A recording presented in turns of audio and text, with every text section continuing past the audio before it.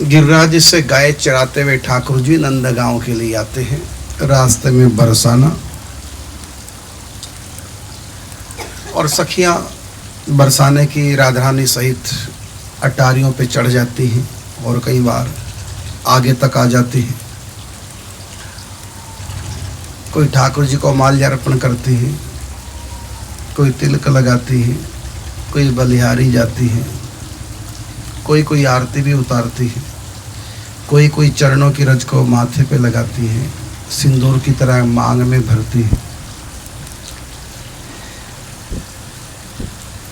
संध्या का समय जब हो जाता है तो एक एक पल भी युगों के समान लगता है। दूर से धूल उड़ती है तो सखियां गोपियां समझ जाती है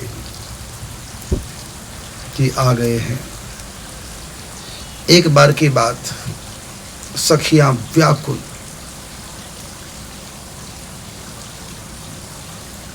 कि ठाकुर जी आएंगे ग्वाल बालों के संग। तो कई बार आगे आगे ठाकुर जी होते हैं, पीछे पीछे गाय होती हैं। कई बार आगे पीछे दाएं बाएं चारों तरफ गाय होती हैं, बीच में ठाकुर जी होते हैं। लेकिन सखियों को पता चल जाता कि ठाकुर जी आज गायों आगे आगे होंगे या बीच में या सबसे पीछे होंगे या बगल से चल रहे हैं गायों के साथ, पता चल जाता था। लेकिन एक एक करके गाय निकली, ग्वाल बाल भी निकले, चलो सबसे पीछे आते होंगे, दाऊ जी भी निकल गए, लेकिन ठाकुर जी है ही नहीं। सेवा सामग्री सौन सामग्री सब हाथों में रखी रह गई, व्याकुल होगी सब।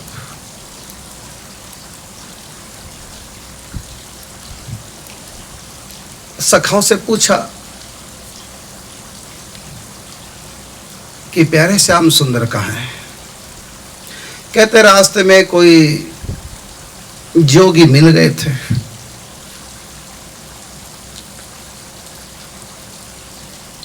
तो परस्पर लगे बातें कर रहे। हम पीछे छोड़ आए, बस आते ही होंगे। संकेत वन पे मिलने का वादा किया था, मैं वहां मिलूंगा। चलो ठीक है। अब सब सखियां प्रतीक्षा में है कि यहीं से निकलेंगे। इधर ठाकुर जी ने क्या किया? छद्म लीला धारण की, योगी का भेष बना लिया, योगी को योगी राज को पटा लिया। थोड़ी देर के लिए अपने वस्त्र और ये सब मुझको दे दो। योगी राज भी ठाकुर जी की मोहिनी में सब बातें भूल गए और यंत्रवत से मंत्र मुग्ध से सो करने लगे जो ठाकुर जी ने कहा। अपने वस्त्र भी दे डाले, खाली लंगोट रह गई बाबा जी के पास। उनकी खड़ाऊं भी ले ली। ठाकुर जी ने ब्रज में कभी चरण पादुका धारण नहीं की, नंगे पांव रहे। एक ही बार पादुका धारण की ठाकुर जी ने, जब योगी लीला की, योगी बने तो योगी राज की खड़ाऊं भी पहन ली, पादुका पहन ली। तो ब्रज में भगवान ने कहीं भी पादुका धारण नहीं की। एक बार छद्म लीला में पादुका धारण की। जिस स्थान पर पादुका धारण की उस स्थान का नाम है पादुका वन। यही है पास में, यहां से 10 मिनट का पैदल का रास्ता है केवल पादुका वन का। उसको यहाँ की भाषा में पाडर वन कहते हैं। ये बगल में है, 10 मिनट का रास्ता है पैदल का, पाडर वन कहते हैं आजकल, और नाम है पादुका वन। तो पादुका वन इसलिए नाम पड़ा, यहाँ ठाकुर जी ने पादुका चरण पादुका धारण की। उसके बाद ठाकुर जी पहुंचे कहाँ? जहाँ पर आज जगमोहन जी का घर है, जो यहाँ व्यवस्था करते हैं, उनका जहाँ घर है वहां पर पहुंचे ठाकुर जी।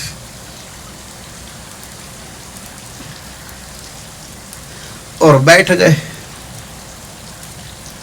पता चला कि जोगी राजा है, ये बताएंगे ठाकुर जी। इन्हीं के साथ बातें कर रहे थे, छोड़ के आएंगे इन्हीं के साथ।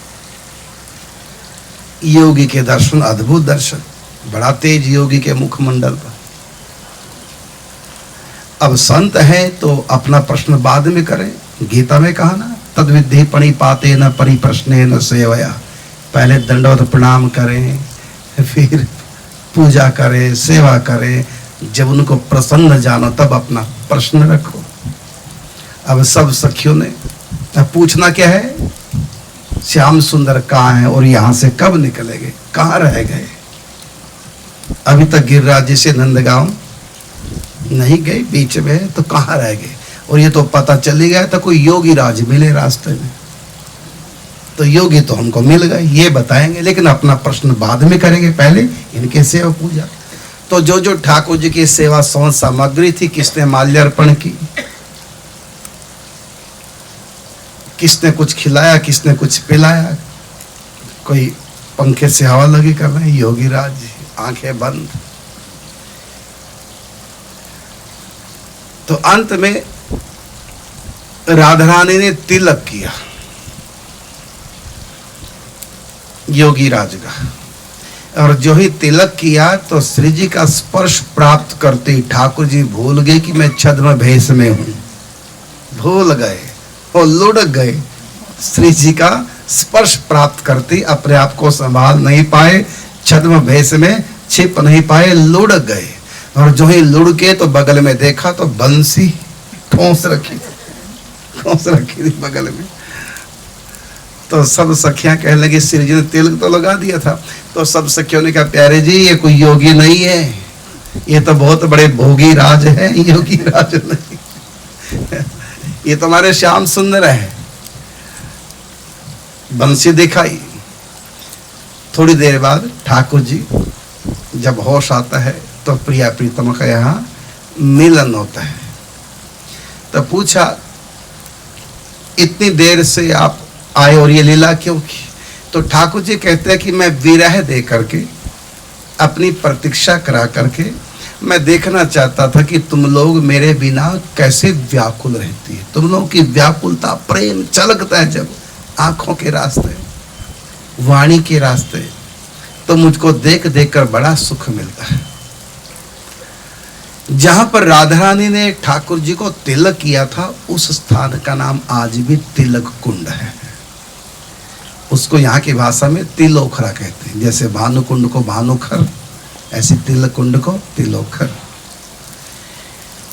वहीं पर हमने 9 साल रह करके भजन साधना किया, इनके खेतों में तिलक कुंड पर। तो वहां पर हमारे ठाकुर जी हमने विराजमान किए।